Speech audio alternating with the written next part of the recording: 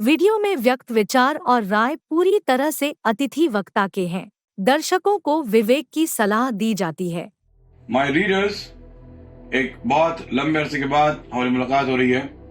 मैं आप सबका स्वागत करता हूं और खैर मकदम कहता हूं। इस चैनल पे हम लोगों की मुलाकात एक बहुत अरसे के बाद हो रही है, लेकिन इसकी वजह यह थी कि मेरे पब्लिशर्स ने मुझे अल्टीमेटम दे दिया था कि अगर मैंने 2 महीने में ये किताब नहीं खत्म की तो ये किताब 2 साल तक पब्लिश नहीं होगी। जी हाँ, देखिए, आप जानते हैं कि मैं जाहिरन एक ऑथर हूं और हमारी और आपकी मुलाकात जो है वो किताबों के जरिए हुई है। सो मेरी एक फिक्शन जो हार्पर कॉलेज की तरफ जो उनसे पब्लिश हो चुकी है अगले हफ्ते आती होगी, और एक नॉन फिक्शन जो मेरे लिए एक बहुत बड़ा मैग्नम ओपस है उसको आने में कुछ अरसा लग जाएगा। लेकिन मैंने इस दरमियान में इन दोनों कहानियों को जो मैं महीनों से और सालों से काम कर रहा था खत्म कर दिया। अब मेरा ख्याल और मेरा इरादा यह है कि मैं आप लोगों से लगातार मुलाकात किया करूंगा और आपको नई नई वो कहानियां जो मैंने आज तक अभी तक रोके रखी थी वो मैं आपको नहीं सुना पाया था, मैं अब उन कहानियों का आगाज करूंगा।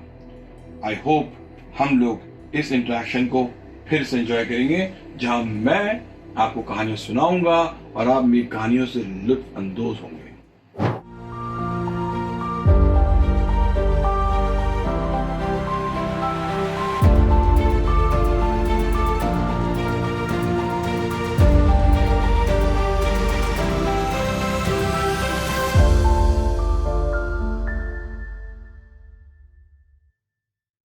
तो इस राजनीतिक मौसम में, इस इलेक्शन के जमाने में, हम आपको एक इलेक्शन से रिलेटेड कहानी सुनाते हैं। आपको पता है मुंबई के अंदर सबसे बड़ा भूचाल कब आ रहा था? जिस वक्त इस शहर के एक बहुत ही कुख्यात माफिया डॉन अरुण गवली ने अखिल भारतीय सेना की नींव डाली थी। आप सब जानते हैं कि अखिल भारतीय सेना जो है अरुण गवली ने क्यों डाली थी? क्योंकि उनको उस वक्त की सबसे पावरफुल पार्टी शिवसेना से मुकाबला करना था। हालांकि वो शिवसेना के बहुत लाडले थे और इनको आमची मुले के खिताब से नवाजा भी गया है, लेकिन इन्होंने सोचा कि अगर मुझे किसी सियासी पार्टी से भिड़ना है तो मुझे एक सियासी पार्टी जो लॉन्च करनी होगी। और फिर वो पॉलिटिशियन जो है बन गए एक गैंगस्टर से। सोचिए, उनको माफिया सरगना से उनको लोगों ने एक लेजिटिमाइज्ड रूप देना शुरू कर दिया, जहां पे ही try to became a politician, और उसके अखिल भारतीय सेना के फाउंडर बन गए। अब देखिए, आपको पता है थ्योरी ऑफ क्योस क्या होती है? थ्योरी ऑफ क्योस ये होती है कि कहीं एक तितली के पर फड़फड़ाते हैं और कहीं बहुत दूर जो है एक बड़ा सा धमाका होता है। ये अरुण गवली ने जब शुरुआत की तो लोगों के दिल में ये अरमान पैदा हुआ कि they all can do this. अगर गवली मुंबई में कर सकता है तो हम लोग जो है कहीं और कर सकते हैं।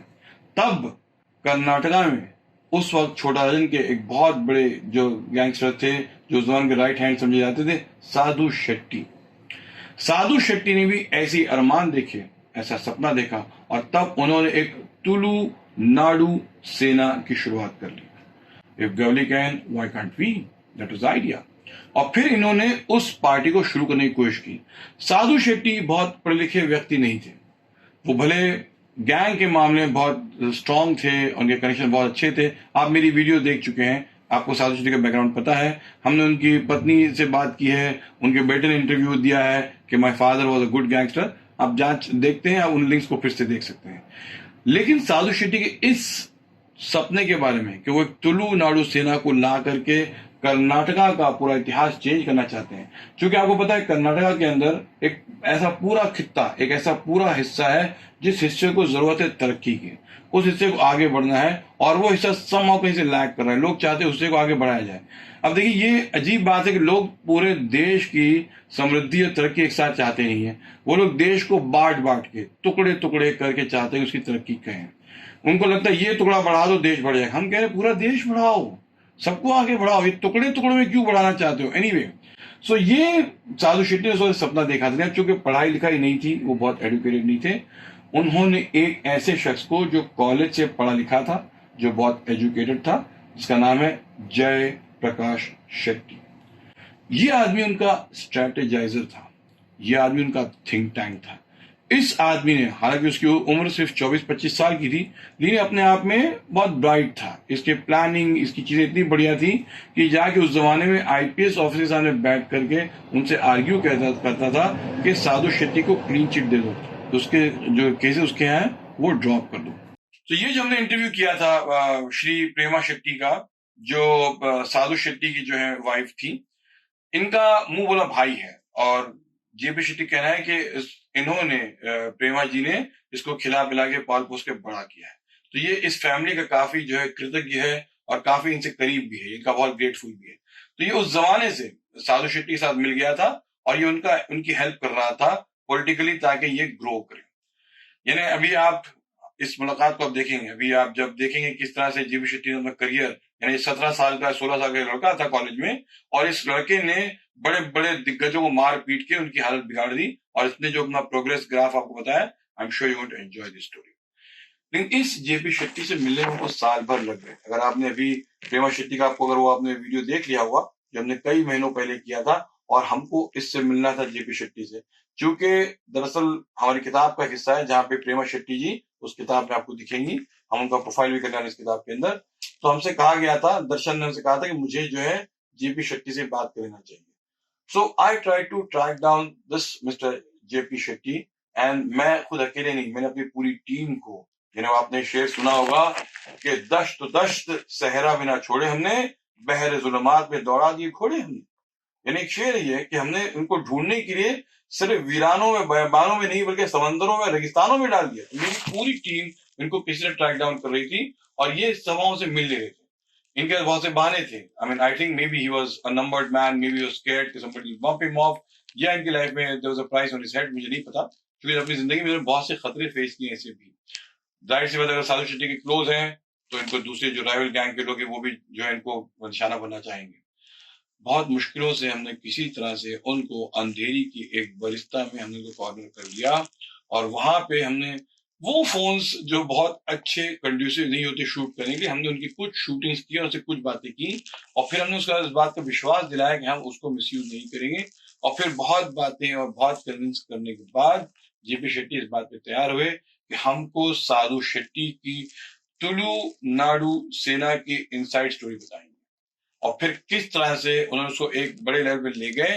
लेकिन फिर साधु शेट्टी की आकस्मिक एनकाउंटर होने की वजह से वो सपना पूरा नहीं हो पाया।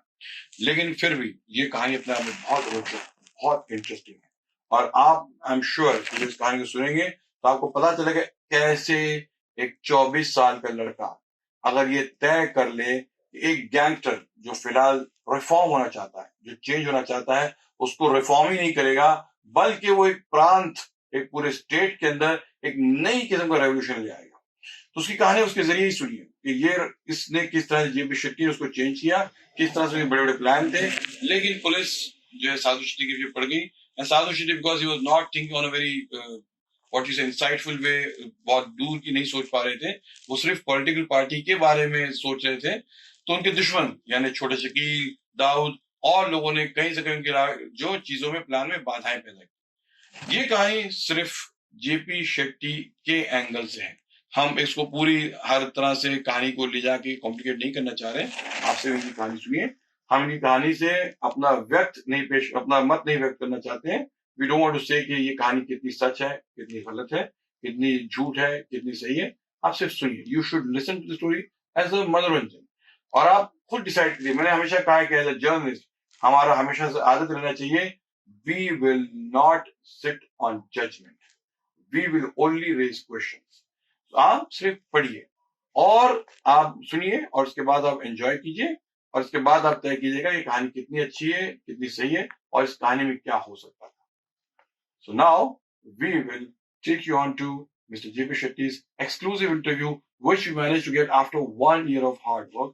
और आप देखेंगे कि मेरी टीम के लोग, सदस्य जिन्होंने इनको ढूंढने में मेरी मदद की है, वो भी इनसे बात कर रहे हैं, और आप देखेंगे मिस्टर शेट्टी उन तमाम सवालों का बहुत ईमानदारी से और बहुत अच्छे से, बहुत इत्मीनान से जवाब देंगे। My association with Sadhu Shetty in active है, मैंने मेरा जो एसोसिएशन था तो 97 से लेके 99 तक मैं उनके ऑर्गेनाइजेशन को चलाने में उनकी मदद कर दूं। लेकिन उसके बाद मैं हमेशा मतलब वो जब तक 2002 में उनका एनकाउंटर हुआ, विजय सालस्कर जी ने उनको मारा, तो तब तक मेरी फोन पे बात होती थी। वो कहीं भी वांटेड में रहे मुझसे बात करते थे, और मैं हमेशा उनको कहता था कि वसंत असनोटिकर करके एक एमएलए का मर्डर हुआ, जिसमें जो आरोपी था, कॉन्स्पिरेटर था दिलीप नायक, उसने कॉन्स्पिरेसी रची किसी और के कहने पे, और कहा कि मुझे साधु शेट्टी ने सुपारी दी थी वसंत असनोटिकर को मारने के लिए,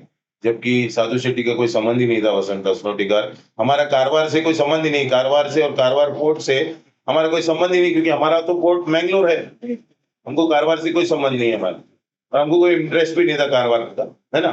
और हमारी सेना सिर्फ ये 2 जिले में सीमित थी, कहाँ, उडुपी और दक्षिण कन्नड़, ये 2 जिले में ही सीमित थी हमारी सेना। लेकिन उन 15 विधानसभा क्षेत्रों में हमारा दबदबा था। मतलब ये था कि अगली बार अगर तुलुनाडु सेना अपने 15 कैंडिडेट उतारेगी तो कांग्रेस को सबसे बड़ा नुकसान होगा, और कांग्रेस 15 से 15 सीट हार सकती। क्यों? कि हमारा फ्लैग भी तिरंगा था, उसमें परशुराम की कोडल मतलब कुड़ाल थी। ऐसे कहते हैं कि तुलुनाडु जो है वो परशुराम सृष्टि है। तो परशुराम जी का एक बहुत पुराना मंदिर था, जिसको हमने मेंटेन करना शुरू कर दिया, जहाँ पे उनका कुड़ाल गिरा था। और कहते हैं कि वो मतलब कोई भी जल प्रलय या फिर भूकंप से प्रूफ है, और वहां कभी हो नहीं सकता परशुराम सृष्टि में। तो उस परशुराम की यानी तिरंगा था, और उसमें हाथ के पंजे के बदले में वो परशुराम की कुड़ाल थी, वो हमारा फ्लैग था, और वो कुड़ाल हमारा सिंबल था। तो इतनी पॉपुलर थी, और मतलब हमारा स्लोगन था, जैसे शिवसेना का है जय महाराष्ट्र, ऐसा हमारा था जय तुलुनाडु। तो हम लोग एक दूसरे को मिलेंगे तो बोलेंगे जय तुलुनाडु, जय तुलुनाडु, जय तुलुनाडु। और स्टिकर लगे थे बस पे, बैनर, इस पे, हर जगह पे स्टिकर, जय तुलुनाडु, जय तुलुनाडु, जय तुलुनाडु, जय Tulunadu. If you are on the highway and if you are watching express buses on the highway, 99 out of 100 will have the Jai Tulnadu sticker. Even Not not now, at that time, not out of compulsion, but out of passion to be a part of that movement called Jai Tulnadu. It was a movement, I must say. It rocked not only the 2 districts, it rocked the whole state. J.H. Patel, the CM, was worried about what Sadhu Shetty is up to. You understood? So he was a power to reckon with. Ethics. अन्ना को मैं जानता नहीं था, साधुन्ना को मैं जानता नहीं था, और एक मैसेज किसी के थ्रू आया था, मतलब तो उनके थ्रू मैं जाके वहाँ मैंगलोर सब जेल में मैं उनसे मिला, और तभी वो मतलब लास्ट वाला उनका वो केस चल रहा था, पानी मंगलूर फायरिंग केस, जो फायरिंग करी थी उन्होंने अपने भांजी की शादी में। किस साल में ये? ये 97 की बात है। अच्छा। तो 97 में मिला मैं, फिर वो जेल में ही थे तब, तो मैं रोज मिलता था फिर उनको। डीआईजी विपिन गोपाल कृष्णन थे वहां पे, उनसे मैंने स्पेशल परमिशन ली थी। वो डीआईजी विपिन गोपाल कृष्णन भी एक बहुत मतलब interesting character in my life, because उन्होंने जो बात मुझे कही थी वो बाद में सच साबित हुई, है ना। ऐसी बात। कि जब मैं परमिशन, मतलब ऐसा होता है कि जो भी साधु शेट्टी से मिलने आएगा उसको पहले उठा लिया जाएगा। वहां पे राउडी निग्रह दल था, मतलब एंटी राउडी स्क्वाड। तो वो जेल के प्रेमिसेस में आती थी और देखती थी, परखती थी कि साधु शेट्टी से मिलने कौन आया, उनको पता चल जाता था, या फिर उसके गैंग मेंबर से मिलने कौन आया, उनको पहले उठा के ले जाती थी, फिर उनसे पूरी इंक्वायरी करती थी, थोड़ा बहुत राशन पानी भी दे देते थे, चाय नाश्ता। अच्छा। हाँ, तो बिना चाय नाश्ते के तो भेजते नहीं थे वो। तो क्या है कि इस समय पे मैंने कहा कि मैं कोई हायर ऑफिसर से बात करूं, तो मुझे राउडी निग्रह से बात नहीं करनी, क्योंकि वो मेरी बात नहीं समझ पाएंगे। मैं डीआईजी विपिन गोपाल कृष्णन जी के पास गया और उसने मुझे कहा कि देखो शेट्टी, तुम्हारी थॉट तो बहुत अच्छी, तुम्हारे विचार अच्छे हैं, तो क्या उम्र है तुम्हारी? मैंने कहा सर 24। 24? या 24। ओके। तो अच्छा, तुम सिगरेट पीते हो? मैंने कहा हाँ सर, मैं सिगरेट पीता था, मैंने अभी छोड़ दी है, अब मैं ये निकोटिन गम खा रहा हूँ। जी। ये विपिन गोपाल कृष्णन बोल। और तुम भी है ना, जल्दी सिगरेट छोड़ के, है ना, मेरी उम्र में मत छोड़ना, हम्म जल्दी छोड़ देना, और ये निकोटीन कम खाना। मतलब हाँ सर, तुम मेरे बेटे जैसे हो। बोले क्या बोला? बेटे जैसे। बेटे जैसे।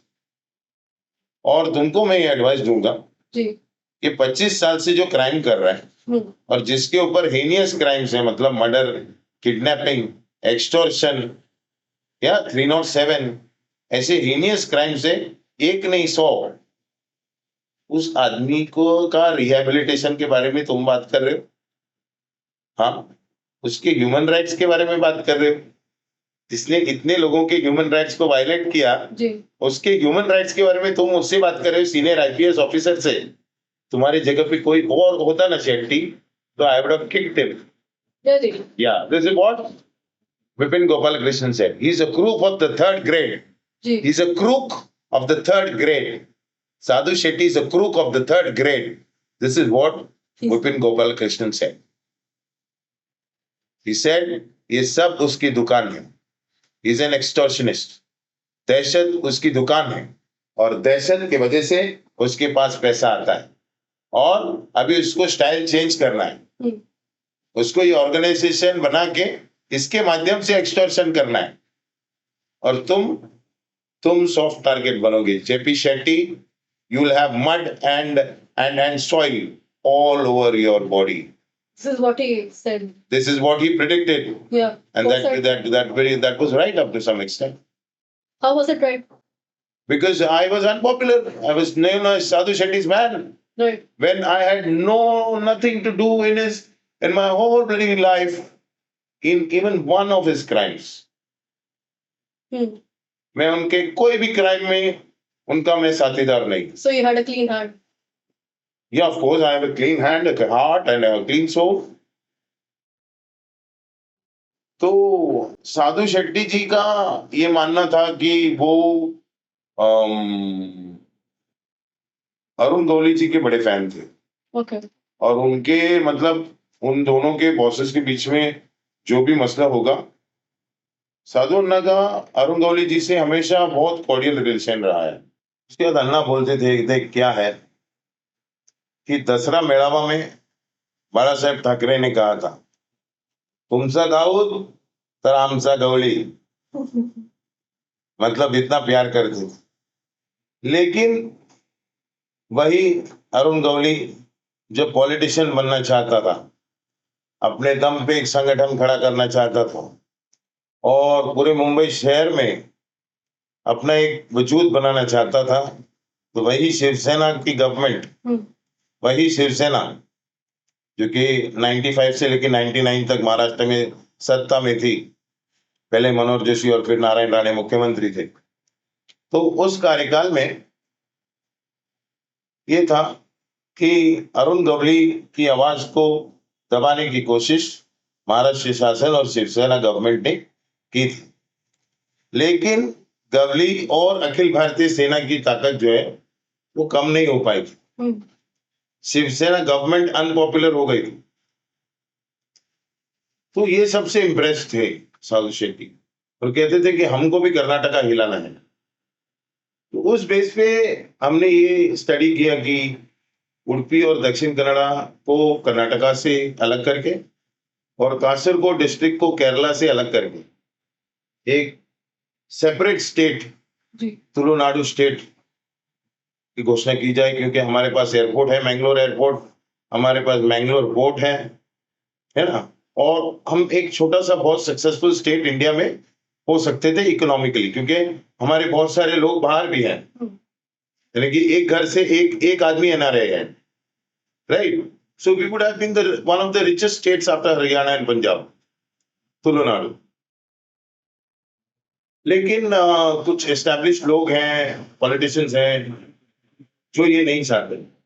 जैसे कि जैसे कि उस समय के हमारे जहाँ तुलुनाडु का ये था हेडक्वार्टर्स पनियूर, वहाँ के कांग्रेस एमएलए थे वसंत सालियन. जी।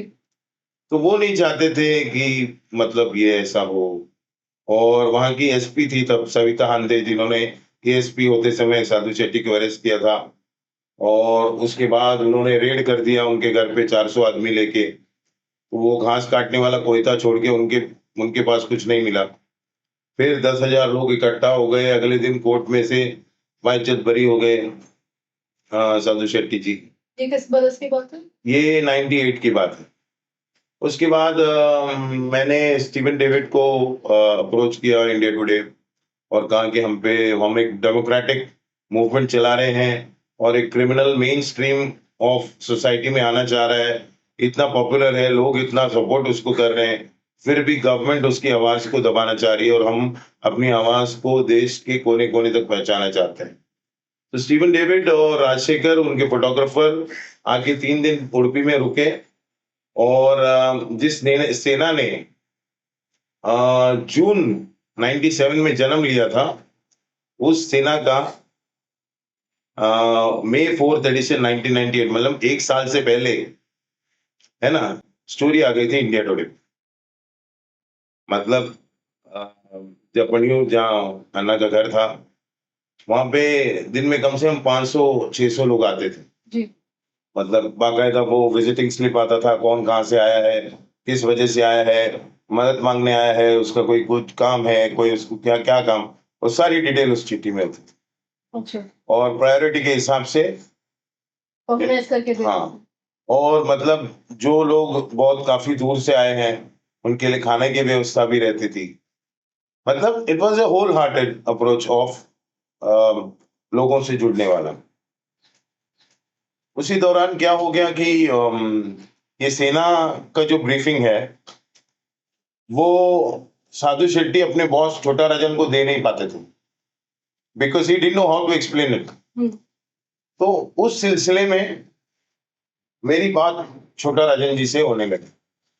राजेंद्र सदाशिव निकाय जी, छोटा राजन, मुझे बहुत अच्छा लगता था उनसे बात करना। काफी मैच्योर और काफी जानकार इंसान थे। और मतलब ये है कि मैं ये भी कहना चाहूंगा इस इंटरव्यू में कि वो कुमार पिल्ले हो, साधु शेट्टी हो, छोटा राजन हो या फिर शरद शेट्टी हो, मुझे कभी वो क्रिमिनल लगे ही नहीं। क्यों?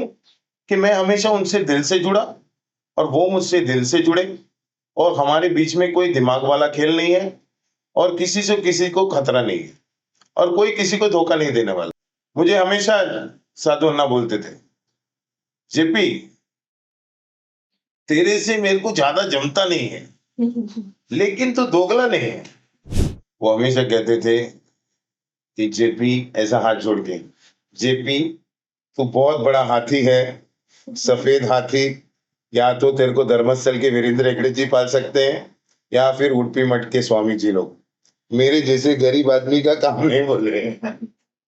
कि क्या होता था कि I was the working president और एक्सेस और वो डर, क्योंकि साधु शेट्टी जी से मिलने के लिए अगर आप मिलने आई हैं तो 7 दरवाजे हैं। एक खुलेगा, एक का ताला खुलेगा अंदर से, पहले बाहर से खुलेगा, फिर वो नॉक करेगा तो उसी दरवाजे पे अंदर से ताला लगा है वो खुलेगा। 7 दरवाजे और 14 ताले जब खुलेंगे तब आप साधु शेट्टी से मिल पाएंगे जी। और वो भी कैसा कि एक दरवाजा बंद होगा उसके बाद दूसरा खुलेगा। तो वो वातावरण देख के आदमी अगर कुछ क्राइम करने भी आया होगा तो कर नहीं पाएगा, क्योंकि वो टाइट सिक्योरिटी, इतने सारे लड़के लोग, तब 50-60 लड़के होंगे उस समय बंगले पर, समझे, पूरी फौज।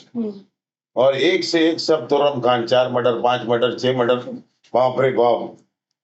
मतलब लेकिन मुझे वो भी कभी क्रिमिनल नहीं लगे। जैसे कि मैंगलोर का चेतू है, उसका तो मैंगलोर का ट्रिपल मर्डर बहुत फेमस था, चेतन पुजारी, चेतू, सिंगल पसली वाला लेकिन डेयरिंग बाज। वो भी मुझे अन्ना बोलता था, मैं भी उसको अन्ना बोलता था, मतलब बॉन्ड था। कीर्ति किरण जो मर गए और एक एक्सीडेंट में और एक का मर्डर हो गया, आपस में वो लड़े पड़े बाद में। तो ये सारे टॉप के जो थे मैंगलोर कंपनी में, जो साधु शेट्टी की मैंगलोर कंपनी बोलते थे उसको, ये बहुत प्यार करते थे। क्योंकि क्या है, बटोरने वाले से सब नफरत करते, जी। लुटाने वाले से प्यार करते, समझे आप? क्या होता था कि अगर मैंने अन्ना से 50,000 रुपए लिए तो वो मेरी पोजीशन, वो सेना का हित और वो लोगों की मेरे से एक्सपेक्टेशन फुलफिल करने में ही वो 45,000 निकल जाता था। 5,000 मेरे खर्चे का बच जाता था, जो कि हफ्ते भर ही चल पाता था। ये मैं आपसे बात कर रहा हूँ 97, 98। Then slowly I had to transform myself because मैंने कभी मतलब गैंग का हिस्सा होके क्राइम नहीं किया। Still good man.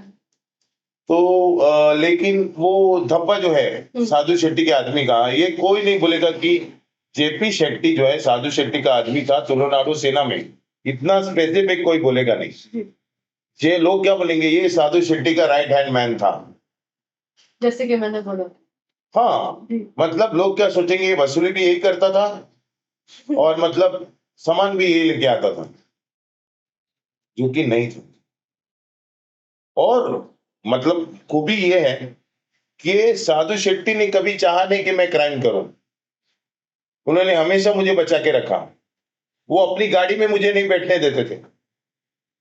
इतना प्यार करते थे मुझसे कि अपनी गाड़ी में कभी मुझे बैठने नहीं देते थे। कहते थे कि मेरी गाड़ी पे कभी भी कांदा बटाटा गिर सकता है। कांदा बटाटा। हाँ, उसको बोलते कांदा बटाटा, ठक ठक ठक, है ना। मेरे गाड़ी पे कभी भी कांदा बटाटा गिर सकता है। तेरी बहन की शादी करनी है और तूने अभी तक दुनिया कहाँ देखा बोले। मैं तो बहुत कुछ देख लिया, मैं जाऊंगा तो भी हंसते हंसते।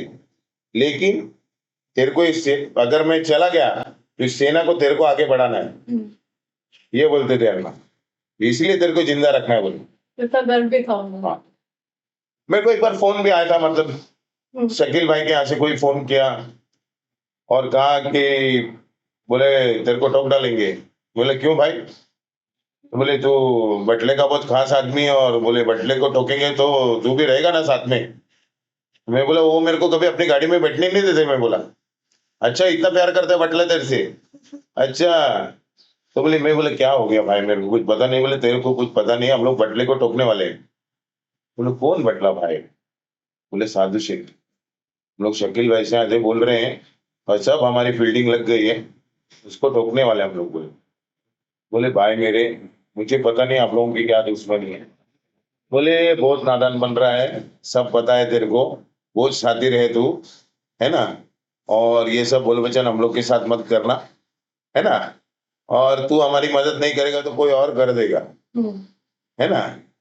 तो मैंने कहा देखो क्या है कि मैंने साधु शेट्टी जी का नमक खाया है, तो नमक हरामी नहीं कर सकता।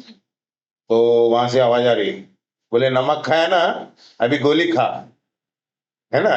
बहुत लॉयल रह रहा है साधु शेट्टी को, मतलब हमसे दुश्मनी मोल रहा है, तू समझ जा। मैं बोला भाई आप ठोकेंगे तो मैं क्या कर सकता हूँ, मुझे तो खाना ही है।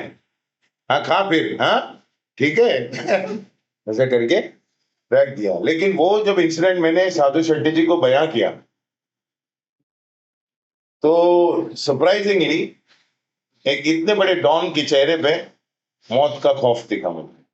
क्या बात है? हाँ, देखो क्या है कि जो मौत से नहीं डरता वो किसी से नहीं डरता, और शायद खुदा भी उसको नहीं डरा सकता, है ना। तो वो मौत का डर जो है ना, वो मैंने इन डॉन लोगों का बहुत देखा है हमेशा। मतलब जो दुनिया जिनसे डरती है वो दुनिया से डरते। बोले ही कुठली गाडी आली? हा कोण आहे बारक्या? जरा बघ बघ बघ बघ बघ, हा बारक्या कोण आहे? बघ बघ बघ बघ बघ बघ, जरा फास्ट येतोय बघ जरा, है ना। अरे अरे अरे, ही पोरगी पण जरा डाऊटफुल वाटते, डाऊटफुल वाटते, जरा बघ हा, पोरगी जरा डाऊटफुल वाटते। असं म्हणजे पल पल जो है मरने का डर। क्या है कि मैं कभी कभी सोचता हूं कि अंबानी परिवार लालबाग के राजा में जाके क्या मांगता होगा। सब कुछ तो है उनके पास, फिर भी लालबाग के राजा के पास जाके मांगते क्या होंगे। मतलब आई गेट क्वेश्चन, मतलब मुझे ऐसी फीलिंग आती है। तो मैं ये समझता हूं कि कर्मा पेस, कर्मा पेस, है ना। ये साधु शेट्टी अगर उस समय जब उनको अस्नोटिकर मर्डर में एसपी सलीम, या आई थिंक वो सलीम वाज एसपी, यस, उन्होंने बुलाया इंक्वायरी के लिए। तो ये अपने 100 साथी सेना के लेके वहां जाते एज ए लीडर, और अगर अरेस्ट भी होते तो वो चिल्ला सकते थे कि ये मुझे मेरे पॉलिटिकल क्लाउड को कम करने के लिए ये एक साजिश है, और वहां से 15-20 दिन में, 1 महीने में जैसे भी छूट के आते, फिर भी वो पॉपुलर रहते कि उनको फंसाने की कोशिश की गई है। लेकिन कर्मा पेश कि उनका जो क्रिमिनल इंस्टिंक्ट है उसने उनको जगह पे रुकने नहीं दिया, और उन्होंने जगह छोड़ दिए, और वो कॉन्स्पिरेटर करार दिए गए अस्नोटिका के मर्डर के में, क्योंकि वो भाग गए। और उसके बाद यहाँ विनोद शेट्टी करके बहुत पावरफुल जी पावर ब्रोकर था। ऐसा कहा जाता है कि वो जब मतलब छोटराजन पे फायरिंग हुआ था, उससे पहले विनोद शेट्टी जाके छोटराजन से मिल के आए थे, और छोटराजन जहाँ रह रहे वो जगह जो है वो ऑपोजिट कंपनी, मतलब डी कंपनी को विनोद शेट्टी ने बताया कि ऐसी ऐसी लोकेशन पे वो लोग हैं। वो मुन्ना झिंगाड़ा वगैरह जो गए थे, उनको जगह जो है वो विनोद शेट्टी ने बताई थी, टिप दी थी। इसीलिए विनोद शेट्टी का मर्डर किया गया, और वो मर्डर जो है वो ऑर्गेनाइज साधु शेट्टी ने किया था, ऐसा वो उस टाइम कहा जाता था। तो वो मर्डर ऐड हो गया, तो बॉम्बे के टॉप 10 में आ गए, जो मतलब बॉम्बे के लिस्ट से डिलीट किए गए थे वापस और पॉलिटिकल लीडर बन गए थे कर्नाटका में। देखो कर्मा फेज यस है ना, योग है लेकिन भाग्य नहीं है। योग है पॉलिटिकल लीडर बनने का, ट्रांसफॉर्म होने का, लेकिन आपके कर्म जो है पिछले वो छोड़ते नहीं पीछा। लेकिन एक वाकया मतलब बहुत इंटरेस्टिंग है, मैं यहाँ बयां करना चाहूंगा, जो कि मतलब मेरे क्राइम की एसोसिएशन और ये पॉलिटिकल को मतलब मैच करता है। कि स्टेट लेवल प्रोग्राम था हरियाणा का, जी और 4 दिन का प्रोग्राम होता है, और first day reporting training team की होती है 8 बजे, और डेलीगेट्स की होती है 9 बजे। कि ट्रेनिंग टीम आके 1 घंटे की ऑब्जर्वेशन करता है और नोट्स बनाता है, ताकि फर्स्ट ब्रेक में हम लोग थोड़ा सा नोट्स एक्सचेंज कर लें और इस हॉल के मूड को हम भाप लें। तो ये था कि राउंड टेबल सिटिंग थी, मतलब लोकसभा के जितने लोग आपस में इलेक्शन लड़के आए हैं सब साथ में बैठे एक टेबल पे, 10 की ऐसे राउंड टेबल में। तो हम लोग 8 बजे जाके बैठे, और 8:45 अराउंड 425 डेलीगेट्स होंगे, और कम से कम 250 से 250 से 250 हथियार होंगे। हथियार, वेपन्स वेपन्स, मतलब कोई अपनी डबल बैरल लेके आया है और उसने इसको राउंड टेबल जो कि ट्रेनिंग के लिए है उसको ऐसे छिटका के रख दिया है। किसी ने अपना 2 माउजर निकाल दिया, टेबल पे रखिए, हरियाणा का स्टाइल है, कल्चर है वहां का, मैं आपको दिखा रहा हूँ। रख दिया, या बैठ गए, को बड़े 2 बॉडीगार्ड लेके आ गए, क्योंकि क्या था कि स्टेट प्रेसिडेंट हुड्डा साहब, सीएम साहब के लड़के थे जो कि मेंबर ऑफ पार्लियामेंट थे, और 2 यूथ कांग्रेस के पदाधिकारी हुड्डा साहब के कैबिनेट में मिनिस्टर थे। मतलब हम मिनिस्टर और एमपी को भी ट्रेन कर रहे थे, यू अंडरस्टैंड। लेकिन उनके बीच में भी मतलब इतने सारे हथियार और उनके बॉडीगार्ड्स एंड ऑल दैट। तो जो पहला सेशन है history and ideology of Indian National Congress, वो लेने वाला मेरे काउंटरपार्ट था गुजरात से। Next session I had to take it off, it was a behavioural session. First was organisation, we I had a behavioural session.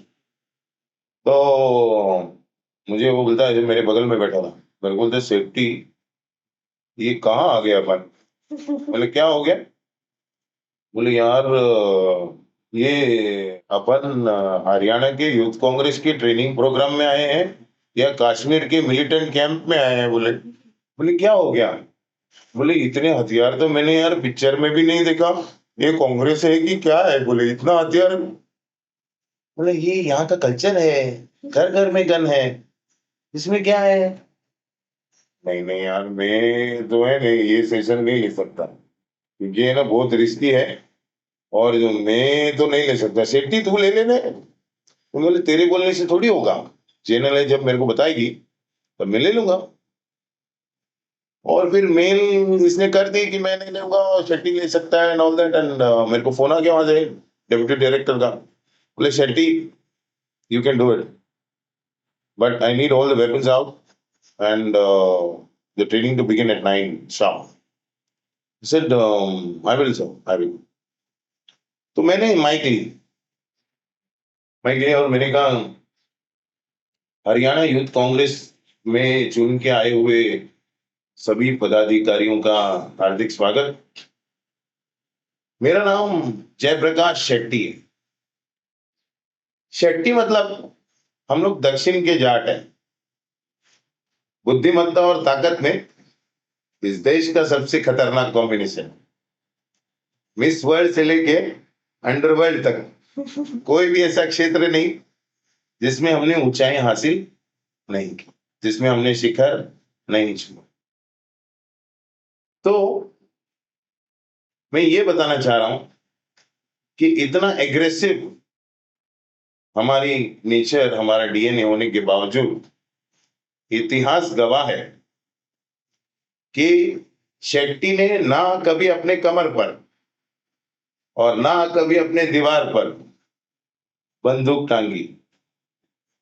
बताए क्यों? कि शेट्टी को बंदूक की जरूरत नहीं, कि शेट्टी कभी मौत से नहीं डरता, और जो मौत से नहीं डरता उसको खुदा भी नहीं डरा सकता। राइट? तो next question was about sir. मैंने कहा, क्या मेरे जाट भाई मौत से डरते हैं क्या? नो, नहीं। तो then I got a chance to pounce on them. तो फिर ये बुज़दिलों वाले हथियार यहाँ क्या कर रहे हैं? शूरवीरों, अपना सीना तानो और बंदूकों को लात मार के बाहर फेंक दो, क्योंकि अगर कलेजा है तो बिना बंदूक के लड़ो, अहिंसा से लड़ो, अहिंसा का प्रयोग करके लड़ो, और अहिंसा ने इस देश को आजादी दिलाई है, विद्रोहियों ने नहीं। So it was wonderful, you know. I said, you know, I had an appointment with Hussain Zaidi साहब, a man, मतलब मेरे लिए तो वहाँ है ऊपर, who sold 1 million copies of both his, you know, super hit books like, you know, Dongri to Dubai and Baikala to Bangkok, on 2 big dons of India, you know. It's like Rathi Maharathi. We're glad to see you here. है ना? So I was so impressed that you know, but I must say that, you know, even at a young age, you have been mentored really well by Zaidi Saab, and it was wonderful being with Zaidi Saab's team here, and so good and proud to be on that platform called Hussain Zaidi. I mean, it's the word for me, and मेरे लिए वो यहाँ है। Thank you. So yes, it's an honor of a lifetime. I can never forget this shoot, and I can never forget this people, and I can never forget Hussain Zaidi. Thank you so much. I hope आपको ये कहानी पसंद आई होगी। अब the only खेद या apology जो मेरी तरफ से हो सकती है कि मैं उस कहानी में पूरे वक्त मौजूद नहीं रह सका, क्योंकि mister Shetty as I said was really an elusive man. उनको बहुत कोशिश करने के बाद ही हम मिल पाए। तो कुछ हिस्सों में मैंने उनसे बात की, कुछ हिस्सों में मेरी कलीग ने बात की है, परी पाटिल ने, बट कहानी आपके सामने मौजूद है। ये कहानी आपको, मुझे उम्मीद है, पसंद आई होगी, और मैं आपसे वादा कर रहा हूँ कि ऐसी बहुत सी इंटरेस्टिंग कहानियां मैं बहुत जल्द आपके पास लाने वाला हूँ। कुछ तो अभी बहुत जल्दी मैं आपको अपनी किताबों से सुनाने वाला हूँ, जिसमें मैंने तकरीबन 7 साल 8 साल काम किया है। I am going to give some very nice stuff, insightful कहानियां जो मैंने एक इस जबरदस्त सोर्स को चेस किया, यहाँ से लेके इस्तांबुल से लेके यूएस से लेके अबू धाबी से लेके जो मैंने कहानी जमा की है, वो आपको जो बताऊंगा तो आप खुद उसको बहुत एंजॉय करेंगे। दूसरी एक कहानी जो मैं आपको अभी नहीं बता सकता, चूंकि वो राज है और मेरी team is working on it, आप वो कहानी देख के उसको बहुत एंजॉय करने वाले हैं। बट मैं सिर्फ आपको ये इसलिए इशारे दे रहा हूँ कि आपने जितना वक्त भी मेरे इंतजार में गुजारा है, it was worth it. I am now going to give you lot of gold mines of stories जो आप एंजॉय करेंगे। तब तक मेरी आपसे रिक्वेस्ट है, आप बराबर आते रहिए, सुनते रहिए, कमेंट देते रहिए और मुझे एनकरेज करते रहिए। Thank you, see you, bye bye, good night.